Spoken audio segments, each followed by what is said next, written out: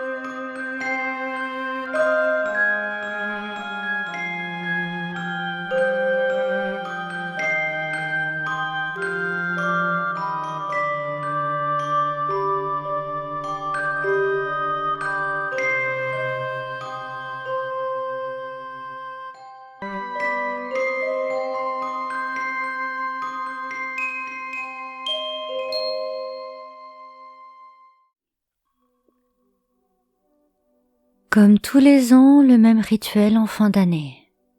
Les cadeaux à peine dévoilés qu'on se lance dans la valse des plats. Des mets délicieux qu'on ne se permettrait pas le reste du temps. Mais de soir dans l'an, on se serre la ceinture pour un peu de champagne bas de gamme et quelques coquillages. Je n'ai jamais été attirée par ces rituels. On doit s'entourer de personnes qui nous sont plus ou moins fidèles. Parfois même sans les avoir vus des mois auparavant. Certains nous oublient aussitôt la porte repassée et on se promet un appel qui ne viendra peut-être jamais au cours de la future année. On se souhaite amour et richesse, et la santé surtout. Alors qu'autour de la table, on fume trop, on boit trop, on mange trop, on a trop dépensé. Certains roulent presque sous la table en fin de soirée, et on conduit d'un œil pour retourner dans notre lit, avec la fameuse phrase magique « T'inquiète, je suis pas saoul, je gère ». On prend aussi des résolutions, aussitôt oubliées dès le lever du soleil. Franchement, à quoi bon? Si on a survécu une année de plus avec notre mauvaise hygiène de vie, notre mauvaise conscience ou nos mauvaises décisions, pourquoi changer? Eh bien voilà. Moi, je sais que cette année sera comme toutes les autres d'avant, ni moins bonne, ni pire. Ce sera juste un jour de plus en moins lorsque j'irai me coucher. Vous me trouvez dépressive? Peut-être? Non. Objective. Tout simplement. Ça fait 10 ans maintenant que je suis seule, entourée sans l'être vraiment. Et comme à l'accoutumée, je vais devoir faire bonne figure au contact d'imbéciles heureux qui veulent se souhaiter la bonne année à coups de gros baisers claquants sur des joues collantes de sueur et de restes de bouffe. Comme d'habitude, je vais enfiler ma plus belle tenue. Je me farderai un peu, histoire de pas montrer ma peau cadavérique. Je me coifferai, et je vais sortir de chez moi dans le froid glacial de l'hiver. Je vais souffler sur mes doigts, et je ferai claquer mes talons jusqu'à héler un taxi. Ce rituel me fatigue. La soirée va se passer sans aucune surprise. J'arriverai et je tendrai la bonne bouteille de vin prévue à cet effet. Je m'installerai à table, parlerai de ci, de là. Jamais de choses importantes, avez-vous remarqué? Pas de sujet tabou, ni trop intime. Il ne faut pas entacher ce grand moment de partage, à ce qu'il paraît. Puis j'aiderai un peu en cuisine. Je ferai des va-et-vient parmi les convives qui, tout comme moi, n'attendent qu'une chose. Que l'effet de l'alcool ou de la fatigue engourdisse enfin les pensées un peu trop acerbes qui cherchent à sortir. Voilà, ma soirée est presque achevée. Minuit arrive.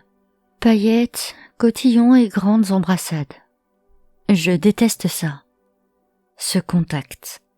le pire de tous, où l'on ne vous demande même pas votre avis, sous couvert de conventions sociales. 1h du matin. Je fixe la pendule. Est-ce assez à présent, ou dois-je encore attendre pour tirer ma révérence? Les regards se font furtifs. Chacun attend qu'un autre ouvre le bal des départs. À ce rythme-là du « on n'ose pas », il se fait presque 2h30 avant que l'un d'eux ne bâille enfin, marquant la fin de la soirée. J'embrasse de nouveau mes hôtes, me promettant secrètement de ne plus jamais faire ça, et je sors à grands pas. Trop tard pour retrouver un taxi, trop tôt pour le métro. J'arpente les rues sur mes talons, j'ai le dos brisé et les oreilles qui bourdonnent. J'entends derrière mon dos d'autres participants d'une fête, tout aussi pathétique que la mienne, se souhaiter au revoir et bonne année, bien sûr. Je souris presque à me dire que le temps s'est enfin radouci. Encore une dizaine de rues et je serai chez moi, dans le confort de mon lit, dans ma grande maison. Un chat miaule au loin, un chien aboie. La vie continue son cours, comme si cette nouvelle année n'en était pas vraiment une. Et là, dans la ruelle à ma droite, je le vois.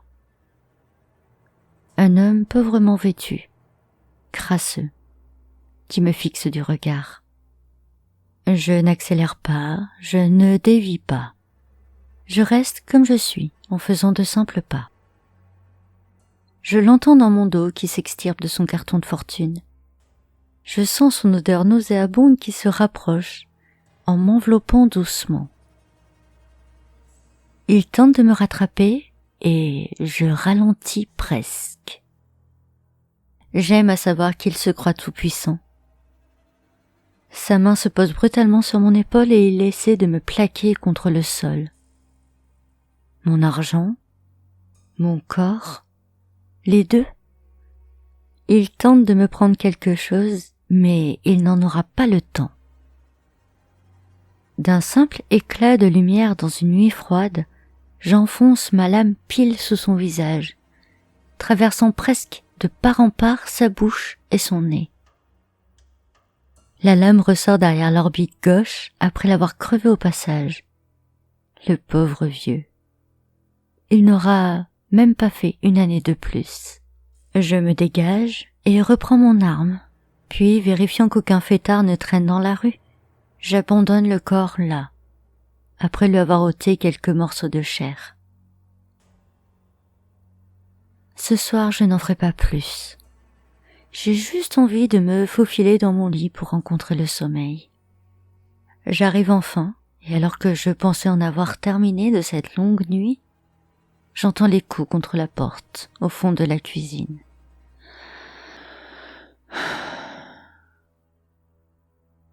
Je sors en vitesse une boîte du placard, l'ouvre et dépose les boulettes en sauce dans la grande gamelle en inox. Puis je dépose les tranches prélevées sur le SDF. Après tout, c'est jour de fête, même pour eux. Je déverrouille la porte et je jette l'écuelle au milieu de la cave. Voilà, bon appétit.